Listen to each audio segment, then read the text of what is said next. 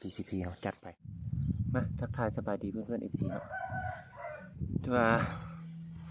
ออกให้งานหน่อยนึงเนาะผ่าฟืนแล้วขออภัยเด้อที่ว่าบริใส่เสื้อเนาะเขาผ่าฟืนมันร้อนผ่าฟืนแล้วเขากับตอนนี้ก็บ่ายแล้วแต่เป็นที่ตกแล้วเนาะ ประมาณ3:30แล้วไปแก้เมื่อยหน่อยนึงเนาะไปลาคือเก่าออกลาคือเก่าคือเดิมแต่ว่าไปซอกเบื้องต้นมอนเนาะที่ว่าทีมงานเรามีอยู่2 คนเนาะว่าเคยไปแต่ละปีเนาะยามนี้แล้วเขาที่ไปนำกระเจ้าเบิ่งเนาะว่ามันจะสุกบ่หรือว่าจะเป็นบ่ปีนี้นะซุ่มไปคือกันเด้อมีแต่ไปพบพ่อกันอยู่ป่าเนาะ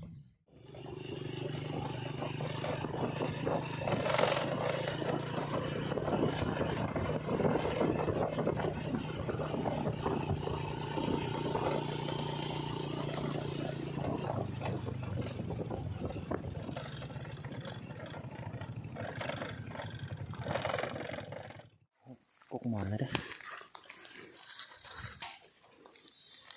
หอยกินเลย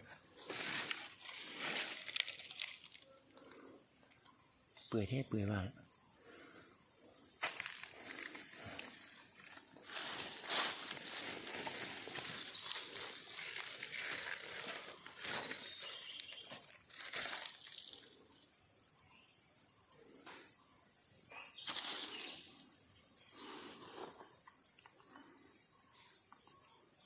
ไป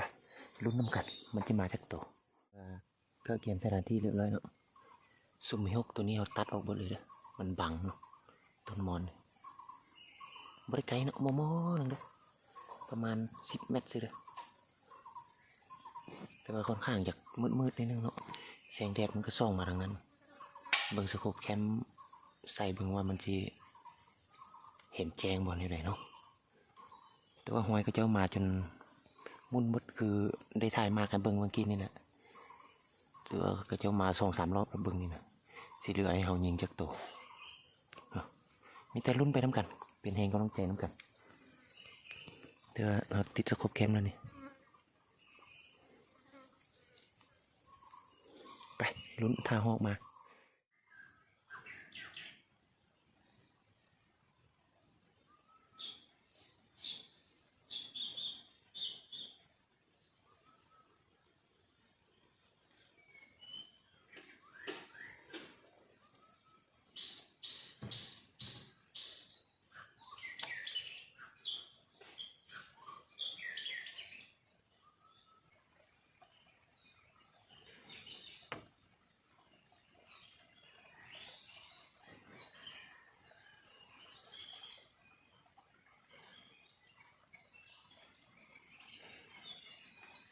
บังสักหน่อย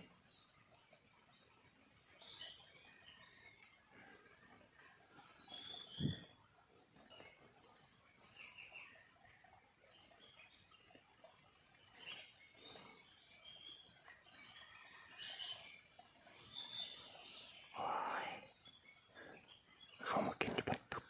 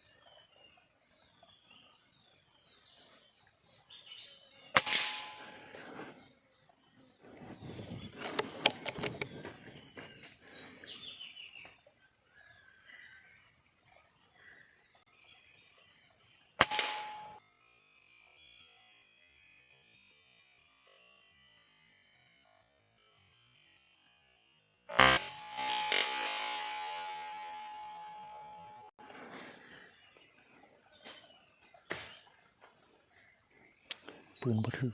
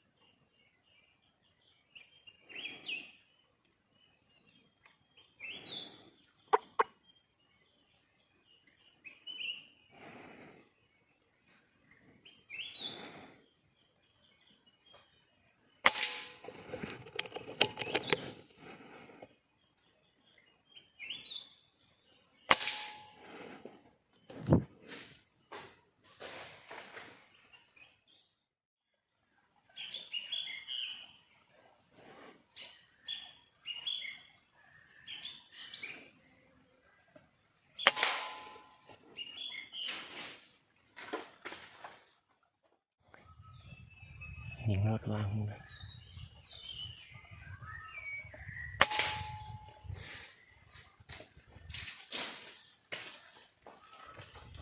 เข้าหัวเนาะไปได้เวลาไปซอกหอกว่ายิงหอกไปตกบนใบกล้วย6 ตัวตัวสงสัยจิบตายตัวนึงเนาะเพราะว่าตัวยิง2 บาทนั่นสงจิถึกเดือดดาดบนใดก็โดดลงแล้วควบเป็นยังไงไปซอกน้ำกันได้ตัวก็เอาไปบ้างไป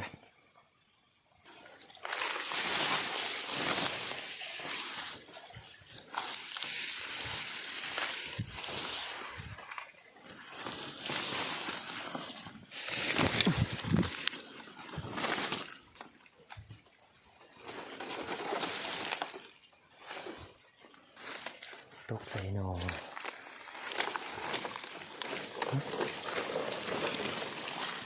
เต็มเล็ก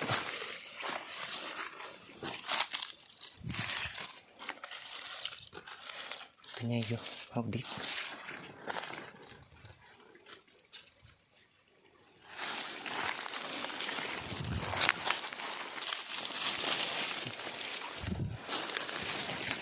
เต็มที่2นี่แล้วก็เต็มที่3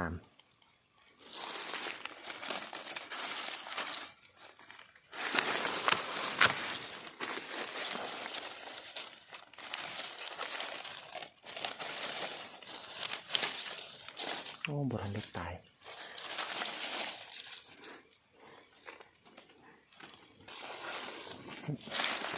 ตัวที่4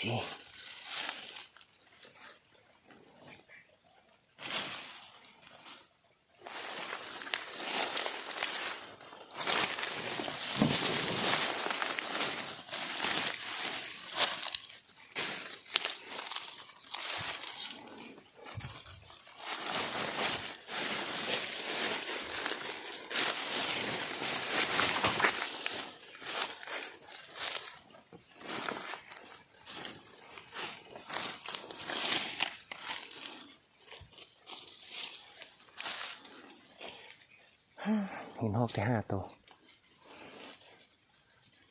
ตัวโซกกินเมื่อยแล้วเนาะเจ็บบุตายแท้เห็นอยู่เลือดมันไปไตไปพุ่นนะเลือดเป็นหยดอยู่พุ่นได้ยินเสียงมันไปครอบไปพุ่นนะตัวที่6ตัวที่เรายิง2 บาทเนาะตัวมันยิง3 บาทนั้นถือบุติ่มเนาะปืนล้มเลยที่เหลือก็ยิงจุดตายหมดเลยเข้าคอมาแปลงปืนจังถึกเด้อ4 ตัวโอ้ปืนล้มเนาะปืนล้มดังแคกค่อยๆคิดว่ามันจะบ่ส่งผลอีกอย่างมันยิงเสียดายเนาะตัวยิงบาทตัวนี้ยิง3 บาทนี่มันถึกท้องพี่โอ้ใส่เฮียเสียดายเนาะตัวที่เขายิง2 บาทมันบ่ได้ไหมกระยามันได้สำนี้ก็ถือว่าหมานแล้วก็พอได้อยู่พอได้กินเนาะเป็นยังไงเขาที่ลุ้นเบื้องหงินนะคันว่าบางเทื่อเขาก็สิก๊อปหาทีมงานก่อนเนาะก๊อปเบิ่งว่าสินั่งบ่คันว่าบ่นั่งก็สิได้กลับเนาะคันว่านั่งก็ยังสิได้มีผลงานจังใดก็จังสิคืบหน้าอัปเดตอีกเท่านึงเนาะคันว่าบ่ได้นั่งก็สิได้ครอบอีกบัตรนึง